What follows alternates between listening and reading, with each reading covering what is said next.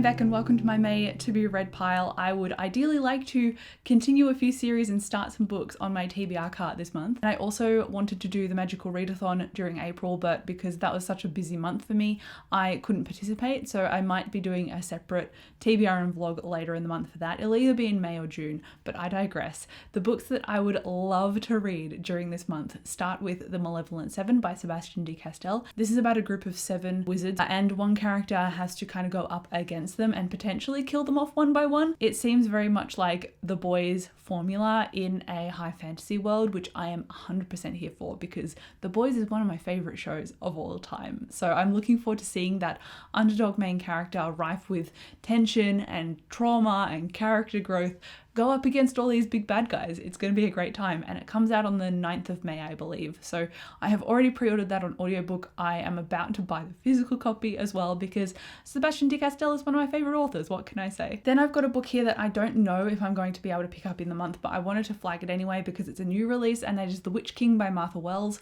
If I do read it, I might end up going through Audible for this one, but I'm not really sure yet.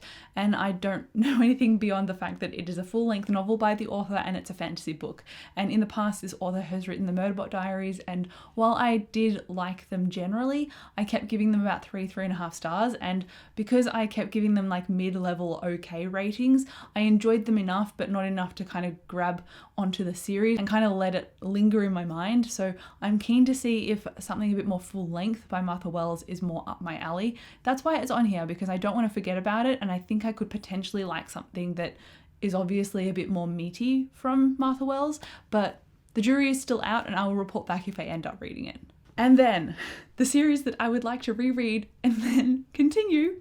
No pressure, my voice definitely jumped a few octaves there and you will see why, because these are thick. So I'm currently reading the audiobook for Ruin of Kings, and then I'm going to hopefully read and finish The Name of All Things. But in the past, this took me a whole month to read, and this also took me almost a whole month to read. So the fact that I have just tried to push rereading these into the same like 2-ish, 3 weeks, don't know how realistic that's gonna be, but we'll see how it goes.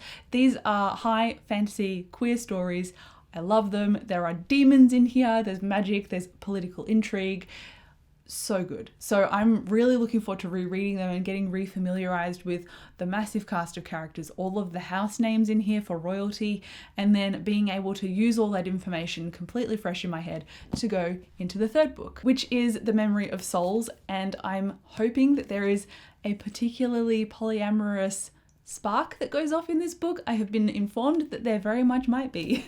So that is why I'm trying to reread the others to get to this, because this has been playing on my mind for the past couple of months and I'm like, I just need to bite the bullet, reread these big books, and so I can get to it. So that is my goal. Maybe it will span end of April, all of May and June, but regardless, I'm keen, I'm here, I'm trying. Then I also recently did a more anticipated releases video for 2023, and so I included in that video a whole bunch of books that are coming out the later half of 2023, and in that later half is a release on about the 26th of September, so I'm just counting it as early October, and it's the new Threads of Power, or the Fragile Threads of Power book by Victoria Schwab. And so I want to continue my reread of A Darker Shade of Magic, A Conjuring of Light and A Gathering of Shadows. I said those two in the wrong order, but either way I want to continue my reread. I have just put this down and not picked it back up because I have had a lot on my plate to deal with organizing a wedding, and my stress levels tend to go up and down, but at the end of April that will be done. So beginning in May I'll be able to reread this series, reread the Ruin of Kings books, and then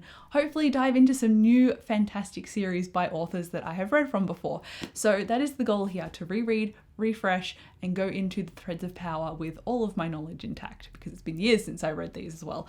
This follows a magician named Kel, and he is an Antari, so he can use blood magic, and he traverses from Red London, which is where he lives, into White and Grey London. There are 4 Londons, but nobody talks about or goes to Black London because it was magically barred off from all of the other Londons. So because Kel can travel between the Londons with his blood magic, he is, I guess, attached to the royal family, even though he's not related by blood to them, and he carries all of their messages through the different Londons to the different royalties, and when he's in one of these royal Londons, we get the character of Lila Bard, who is a thief, and they cross paths, and so it's about their crossover of story. That doesn't happen until like about 100 pages in, so it's not like the inciting action, I guess.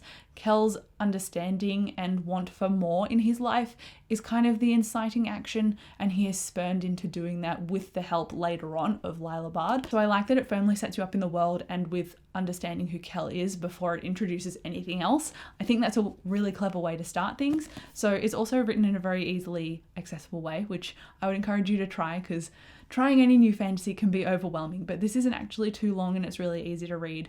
And that's why I'm enjoying it, but I know that I've had other stuff going on in my life, because this has taken me months to read, and usually I would finish this in like 2 days. So you know that I'm stressed and busy when I can't even reread a book that I already enjoyed before.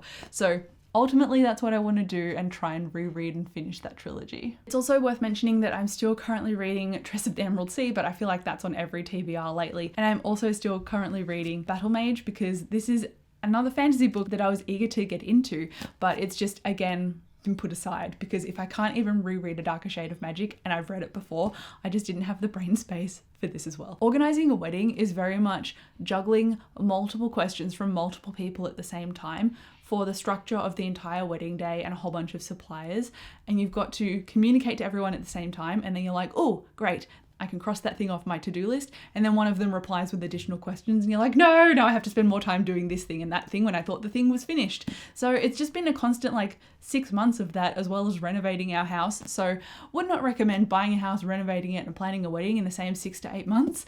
It's been a very stressful time, but somehow I've managed to read alongside all of that. So hopefully I could finish this very, very shortly, because I am genuinely enjoying these and I'm enjoying everything else that I'm reading. Unfortunately, I haven't found as many 5 stars as I would have liked to this year, but I think with this TBR, I'm going to be quite optimistic. I think I could potentially find some 5 stars this time around. So I'm looking forward to doing that. There will be a book haul coming up soon, because obviously May is my birthday month, so it's all looking up. But thank you so much for watching this video. Come down below and chat to me about what you've got on your TBR. I'll be really interested to know. But again, thank you so much for watching this video. I'll come chat to you in the comments, and I'll see you in my next one. Bye.